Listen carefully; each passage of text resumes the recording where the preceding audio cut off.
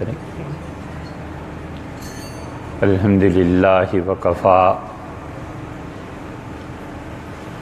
وسلام علی عبادہ الذین اصطفیٰ، اما بعد۔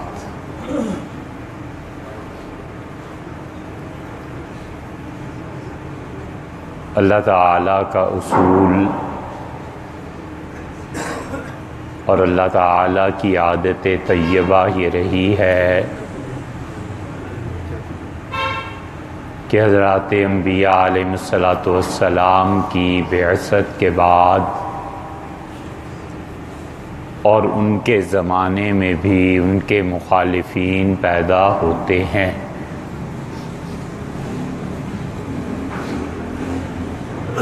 اور قرآن کریم میں خود اللہ نے فرمایا ہے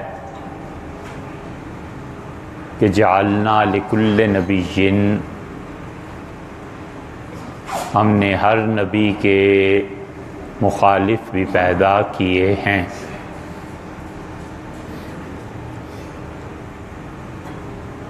حضرت رسالت مآب صلی اللہ علیہ وسلم سے پہلے حضرات انبیاء علیہم السلام کی تاریخ جو قرآن کی زبان میں ہے، ہر جگہ یہ بتاتی ہے کہ ہر نبی کے مخالفین پیدا ہوئے اور انہوں نے انبیاء علیہم السلام کے قتل کے منصوبے بنائے، انہیں قتل کیا، ان کو ان کے گھروں سے نکالا گیا، جہاد ہوا اور ہجرتیں ہوئیں۔ اور ٹھیک یہی مرحلہ حضرت رسالت پناہ صلی اللہ علیہ وسلم کو بھی دیکھنا پڑا۔ مخالفت ہوئی، قتل کے منصوبہ بنا اور قریب تھا کہ اس پہ وہ عمل کر لیتے، مگر اللہ نے ہجرت کا حکم دے دیا۔ اور رسول اللہ صلی اللہ علیہ وسلم نے صاف اور واضح طور پر یہ بتا دیا کہ جتنی زیادہ آزمائشیں میری ہوئی ہیں اور جن مراحل سے میں گزرا ہوں، یہ عین ممکن ہے کہ میرے بعد بھی اللہ کے بندوں کو ہجرتیں کرنی پڑیں اور میرے بعد بھی خدا کے دین کے لیے لوگوں کو اپنا گھر بار چھوڑنا پڑے، لیکن اس نوعیت کی اور اتنی شدید تکالیف اور یہ سب کچھ جو میرے ساتھ ہو رہا ہے، میں اللہ کا آخری رسول اور نبی ہوں جو اس کو جھیل رہا ہوں۔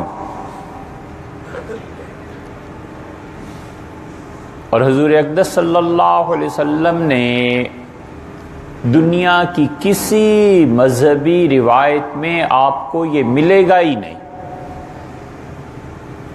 دنیا میں کتنے مذاہب ہیں؟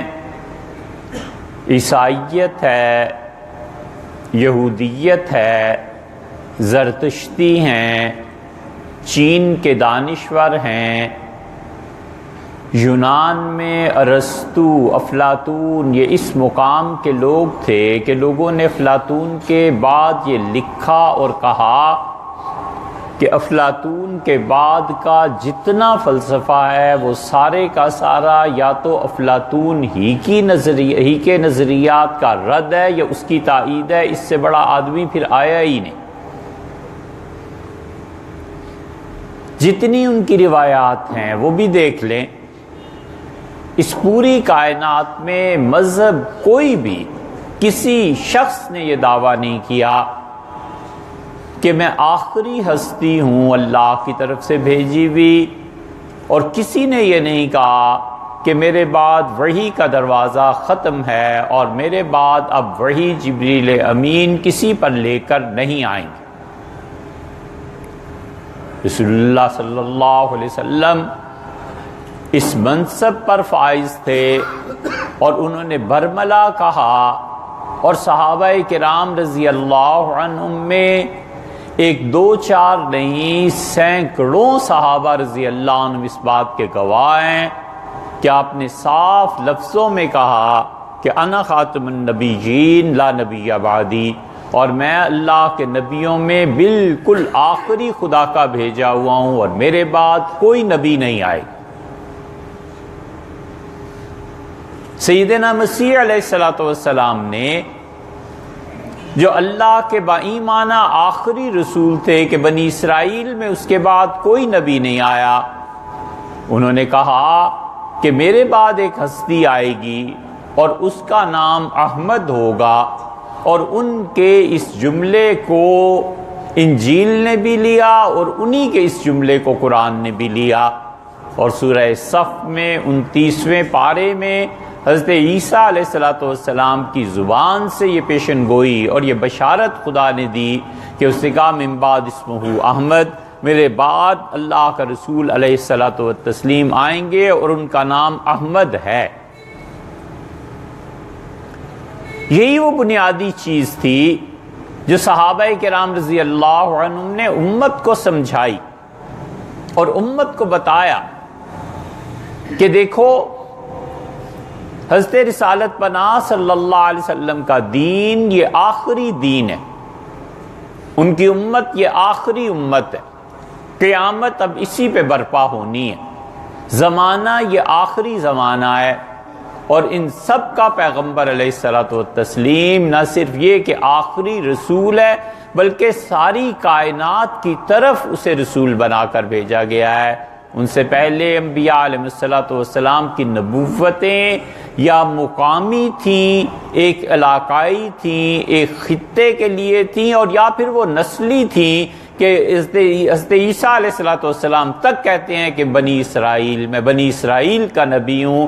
یہ واحد ہستی ہے جس کو اللہ نے دونوں مقامات دیے، نبوت کا خاتمہ بھی اور اس کے ساتھ ساتھ انٹرنیشنل لیول کے نبی، اور اللہ کا کمال یہ ہے کہ اس نے ایک واحد نبی رسول اللہ صلی اللہ علیہ وسلم ایسے ہیں جن کو ہسٹری کی فل لائٹ میں بھیجا ہے، پوری طرح انسان اٹھ چکے تھے، بیدار ہو چکے تھے، تحریر آ چکی تھی، لوگ لکھتے تھے، دیکھتے تھے، پڑھتے تھے۔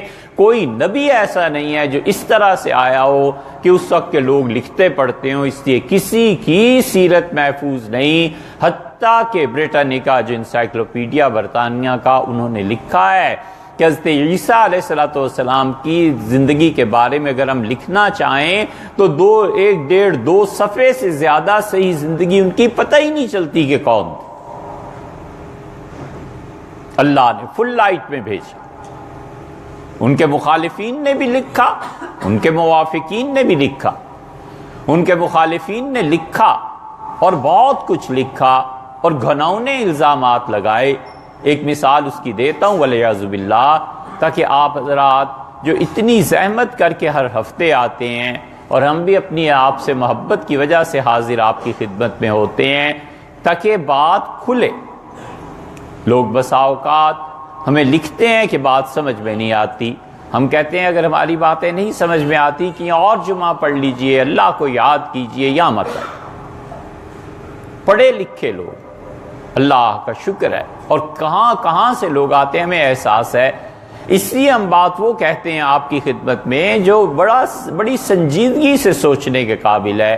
حضور اقدس صلی اللہ علیہ وسلم خدا کے واحد نبی ہیں جو ہسٹری کی فل لائٹ میں آئے ہیں۔ ان کے موافقین نے لکھا اور رسول اللہ صلی اللہ علیہ وسلم کی ایک ایک چیز محفوظ کی۔ یہ بخاری، مسلم، ابو داؤد، یہ ساری کی ساری حدیث کی کتابیں بھری پڑی ہیں۔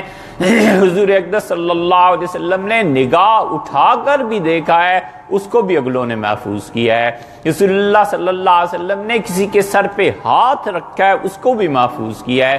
نبی کریم صلی اللہ علیہ وسلم کسی کنویں پر چلے گئے ہیں اور وہاں جا کر اپنا لعاب مبارک اس کنویں میں ڈال دیا ہے، لوگوں نے اسے بھی لکھ لیا ہے۔ کوئی ادا ایسی نہیں ہے نبی کریم صلی اللہ علیہ وسلم کی جو محفوظ نہ ہوئی ہو اور لکھی نہ گئی۔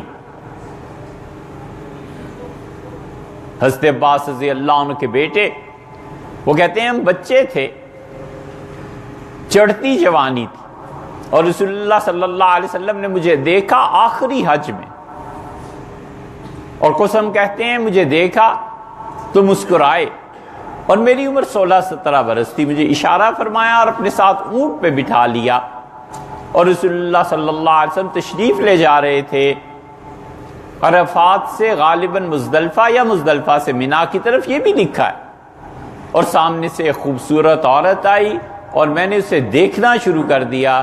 رسول اللہ صلی اللہ علیہ وسلم نے کچھ نہیں کہا، صرف میرے سر پہ ہاتھ رکھا اور میرا سر دوسری طرف گھما دی۔ اب یہ ایک ادا ہے، لکھنے والوں نے لکھی ہے۔ ایک صحابی رضی اللہ عنہ کہتے ہیں کہ رسول اللہ صلی اللہ علیہ وسلم نے مجھے اشارہ فرمایا، اوما بیدہ، عبداللہ بن عمرو بن العاص کہتے ہیں، اور اشارے سے فرمایا کہ لکھو، جو میں کہتا ہوں لکھ لیا کرو۔ بس اشارہ تھا، محفوظ کر لیا، اور مخالفین نے بھی اسی طرح کیا۔ نبی کریم صلی اللہ علیہ وسلم کے مخالفین بھی لکھتے تھے۔ حضور اقدس صلی اللہ علیہ وسلم کی ایک شادی کے متعلق ولیعذ باللہ یہ کفر کے جملے انہوں نے لکھے ہیں، موافق بھی لکھتے تھے، مخالف بھی لکھتے تھے، اور انہوں نے لکھا کہ فلاں شادی جو کی تھی اس لیے کہ اسے چھت پر سے نہاتے دیکھ لیا تھا اس خاتون کو تو دل آ گیا۔ یہ کفر کے جملے ہیں ولیعذ باللہ۔ یہ وہ مواد ہے جو یورپ نے لیا ہے، سیتینک ورسز میں لیا ہے۔ یورپ کی جتنی کتابیں ہیں، کئی چیزیں اللہ کی توفیق سے نظر سے گزری، انہوں نے انہی روایات کو لیا ہے۔ رسول اللہ صلی اللہ علیہ وسلم کے مخالفین بھی بیدار تھے اور موافقین بھی بیدار تھے، نہ انہوں نے چھوڑا ہے نہ انہوں نے چھوڑا ہے، اور یہی مزے کی بات ہے، یہی جنگ ہے، اور یہی سے پتہ چلتا ہے کہ کون رسول اللہ صلی اللہ علیہ وسلم کا وفادار ہے اور کون ان کا مخالف ہے، کون ہے جسے قیامت میں دیکھ کے وہ خوش ہوں گے اور کون ہے جو قیامت میں ان کی مخالفت کی وجہ سے جہنم میں جلائے جائے۔ کس کے لیے اتنا اہتمام ہوا ہے؟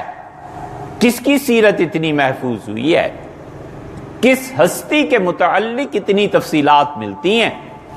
کون سا آدمی ہے، کون سا خدا کا نبی ایسا ہے جس کے گرد کروڑوں اور اربوں لوگ اب تک گھوم رہے ہوں اور وہ رسول اللہ صلی اللہ علیہ وسلم کی ہستی ہے؟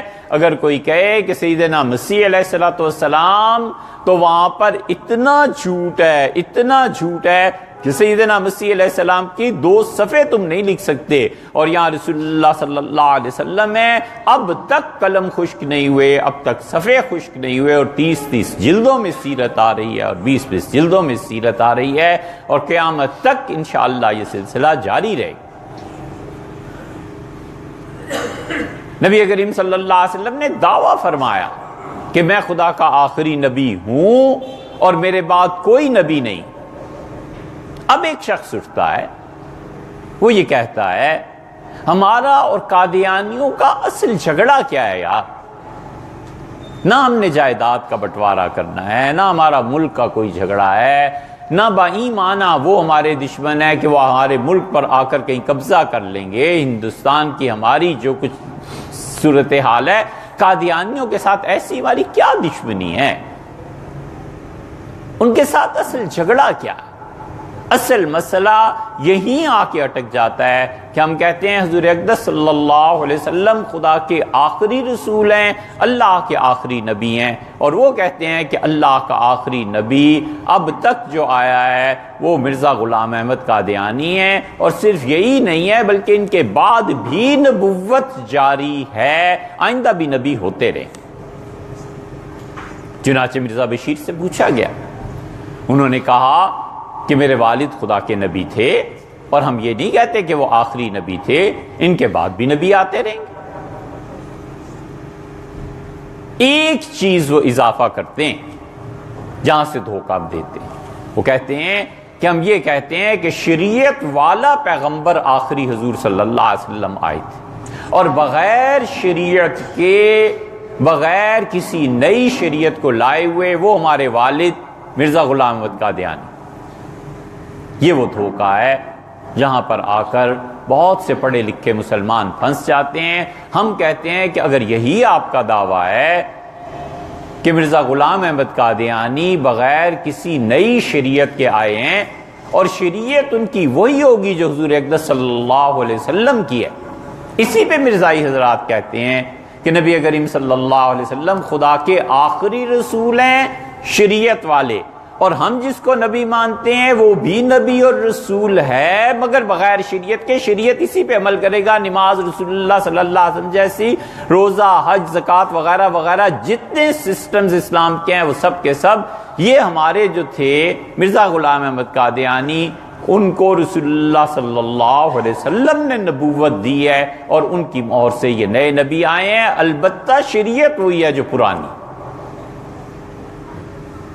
ہم کی خدمت میں بارہا عرض کرتے ہیں کہ حضرت نبی کریم صلی اللہ علیہ وسلم ساری عزت، احترام، بلند تر مقام، صاحب حوض کوثر اور صاحب الشفاعہ ہونے کے باوجود وہ اتھارٹی نہیں ہے کہ کسی کو نبوت دیں۔ نبوت خالصتاً اللہ دیتا ہے، اللہ کے علاوہ کسی کا کوئی حق نہیں ہے کہ نبوت میں دخل دے یا کسی کو نبوت کوئی سند اور سرٹیفکیٹ ہے جسے کوئی دے دے گا۔ اللہ کہتا ہے یجتبی الیہ من یشاء، جس کو اللہ چاہتا ہے کھینچتا ہے اپنی طرف۔ اللہ فرماتے ہیں کہ وہ اللہ کی ذات ہے جو نبوت کو عنایت کرتی ہے۔ رسول اللہ صلی اللہ علیہ وسلم کیسے نبوت تمہارے اس کو دے سکتے تھے؟ اول تو یہی جھوٹ ہے، اور پھر آپ کہتے ہیں کہ وہ تشریعی نبی نہیں ہے۔ وہ ایک نبوت کا دعویٰ کریں تو تب ہے۔ مرزا غلام احمد قادیانی نے وفات سے 8-10 دن پہلے اس پنڈی میں مناظرہ ہوا تھا، یہاں ہندو رہتے تھے، ہمارے نانا میں سناتے تھے اس مناظرے کی تفصیل۔ یہاں پنڈی میں مناظرہ ہوا تھا 1935 میں۔ مرزا غلام احمد قادیانی کی وفات سے پہلے ان کی اپنی جماعت میں بڑا جھگڑا اٹھا کہ مرزا صاحب نبی ہیں یا مجدد ہیں، ان کی اصل پوزیشن کیا ہے۔ ان کی اولاد، ان کے پرانے لوگ، ان کے مفتی سب کہتے تھے نبی ہیں والعیاذ باللہ، اور دوسرا گروپ کہتا تھا نہیں حضرت مجدد ہیں، نبی نہیں ہیں۔ اس پہ جو بحث مباحثہ ہوا تو غلام احمد قادیانی لاہور میں آئے اور وفات سے کوئی 8-10 دن پہلے انہوں نے ایک چھوٹا سا 8 صفحے کا پمفلٹ لکھا، اور اس میں انہوں نے صراحتاً لکھا کہ میں نہ صرف نبی ہوں بلکہ محمد الرسول اللہ جو پڑھتے ہو نا میں وہی ہوں۔ میں کہتا ہوں اللہ الہ الا اللہ محمد رسول اللہ، آپ کہتے ہیں خدا نہ وہ وقت لائے مگر گلے پہ چھری بھی کوئی رکھ دے تو اس سے مراد وہی ہستی ہے جو مدینہ منورہ میں ہے اور جن کی شفاعت کی امید ہے اور جن کی حمد و ثنا ہے اور جن کی ہم امت میں ہیں اور جن کے لیے ہم دعا مانگتے ہیں، ہر نماز میں درود پڑھتے ہیں اور جن کے متعلق تمنا ہے کہ اللہ انہی کے دین پہ موت دے۔ ہمارے نزدیک محمد رسول اللہ وہ ہیں۔ ایک مرزائی بچہ کہتا ہے لا الہ الا اللہ محمد رسول اللہ، ہم کہتے ہیں بیٹے اس سے محمد رسول اللہ کون مراد ہے، مدینہ منورہ والے یا جو غلام احمد قادیانی نے خود لکھا ہے کہ محمد رسول اللہ میں ہی ہوں؟ کیوں مغالطہ دیتے ہو یار، کیوں جھوٹ بولتے؟ اور اسی پہ اکتفا نہیں کیا، انہوں نے کہا میں محمد رسول اللہ بھی ہوں، میں عیسیٰ بھی ہوں، میں موسیٰ بھی ہوں، میں داؤد بھی ہوں، میں آدم بھی ہوں۔ تمام انبیاء علیہ الصلوۃ والسلام کی نبوتیں مجھ میں جمع ہو گئی ہیں۔ اب کچھ تو سوچیں، ہمارا اصل جھگڑا یہ ہے، ہم کہتے ہیں اسے نبی ماننا تو درکنار، اسے مسلمان بھی نہیں مانا جا سکتا۔ انہوں نے نہیں لکھا، انہوں نے انبیاء علیہ السلام کی توہین نہیں کی، انہوں نے لکھا ہے، لفظ دہرا نہیں سکتا، اللہ حفاظت فرمائے، اس نے لکھا ہے کہ ہائے اس چیز کو کہاں لے جائیں کہ جسے تم مسیح کہتے ہو، عیسیٰ علیہ السلام طوائفوں سے اپنے سر پہ تیل ملوایا کرتا تھا۔ یعنی اتنا بد کردار تھا وہ عیسیٰ علیہ السلام، معاذ اللہ، استغفر اللہ، خدا کے نبیوں کی توہین کرنا، اللہ کے چنے ہوئے بندوں کی توہین کرنا۔ حسین کے بارے میں کہتے ہو میرے گریبان میں ایسے بیسیوں حسین۔ حسین رسول اللہ صلی اللہ علیہ وسلم کے نواسے تھے، واحد بچے ہیں جن کے لیے رسول اللہ صلی اللہ علیہ وسلم اپنے منبر سے اترے اور اپنے دونوں بچوں کو اٹھا کر دونوں ہاتھوں پہ خطبہ دیا، اور رسول اللہ صلی اللہ علیہ وسلم نے جنہیں اپنے کندھوں پہ بٹھایا، اور نبی کریم صلی اللہ علیہ وسلم سجدے میں پڑے رہے، اور حسن رضی اللہ عنہ بچے تھے، آ کے نانا کی پیٹھ پہ بیٹھ گئے۔ رسول اللہ صلی اللہ علیہ وسلم نے طویل سجدہ کر دیا کہ کہیں ایسے نہ اٹھوں اور یہ جو لطف اٹھا رہے ہیں حسن یہ جاتا رہے۔ حسن اترے ہیں تو رسول اللہ صلی اللہ علیہ وسلم نے سر اٹھایا۔ ایسے حسین میرے گریبان میں جھانک کہ یہ خدا کے ہر اچھے بندے کی توہین، حتیٰ کہ رسول اللہ صلی اللہ علیہ وسلم کے متعلق ایسے الفاظ جو دل نہیں چاہتا، بالکل طبیعت نہیں مانتی کہ ان کو پڑھا جائے۔ اصل مسئلہ یہ ہے، ہم کہتے ہیں آپ اس کو چھوڑ دیجئے، نہ میں آپ کی نماز پہ اعتراض، نہ روزے پہ اعتراض، نہ دین کے چلنے پہ، آپ یہ اقرار کیجئے کہ جو یہ شخص کہتا ہے کہ رسول اللہ صلی اللہ علیہ وسلم کے بعد نہ صرف میں نبی ہوں بلکہ محمد رسول اللہ اپنی نئی شان میں میرے جسم میں آ گئے ہیں، آپ اس سے دستبردار ہو جائیں، آپ ہمارے بھائی ہیں، ہمیں کیا لینا اور کیا دینا، آپ اسی دین پہ عمل کریں، آپ اس دین کی خدمت کریں۔ اصل جھگڑا یہاں سے شروع ہوتا ہے۔ اس لیے یہ سارے دیوانے نہیں تھے جنہوں نے آئین میں ترمیم کروائی، اور جن لوگوں نے اس وقت سارے ملک میں تحریک چلا کر یہ لکھوایا، اور پھر دوسری مرتبہ تحریک چلی کہ جب آپ اس سے دستبردار نہیں ہوتے تو اسلام کے شعائر کو آپ استعمال نہ کریں۔ یہ ایک اور فرقہ واریت کی بات ہوگی۔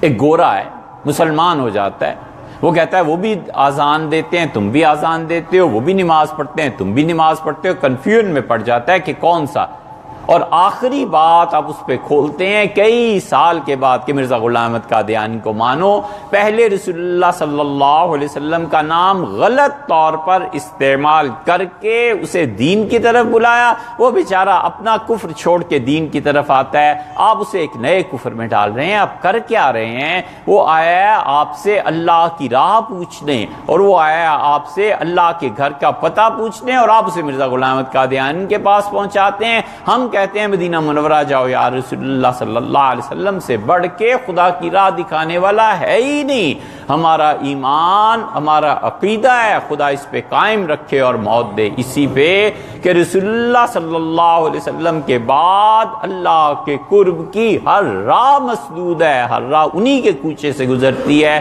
ہر آدمی انہی کی گلی سے گزر کے اللہ تک پہنچ سکتا ہے، اور کوئی راہ ہی نہیں رہی۔ پھر وہ یہ دعویٰ کرتے ہیں کہ مجھ پہ وحی آتی ہے، پھر وہ یہ دعویٰ کرتے ہیں کہ میں سیدنا مسیح علیہ السلام کے متعلق رسول اللہ صلی اللہ علیہ وسلم نے جتنی احادیث کی ہیں وہ میں ہی ہوں۔ پوچھا گیا کہ حضرت نبی کریم صلی اللہ علیہ وسلم نے تو فرمایا تھا کہ دجال آئے گا، اس نے کہا دجال گدھے پہ سوار ہوگا نا، حدیث میں آیا؟ ان کہا ہاں حدیث میں آیا ہے۔ انہوں نے کہا جو ریل گاڑی انگریزوں نے چلائی ہے یہ دجال ہے، اور میں عیسیٰ، کون مانے؟ عقل کو ڈبو آئیں کہیں۔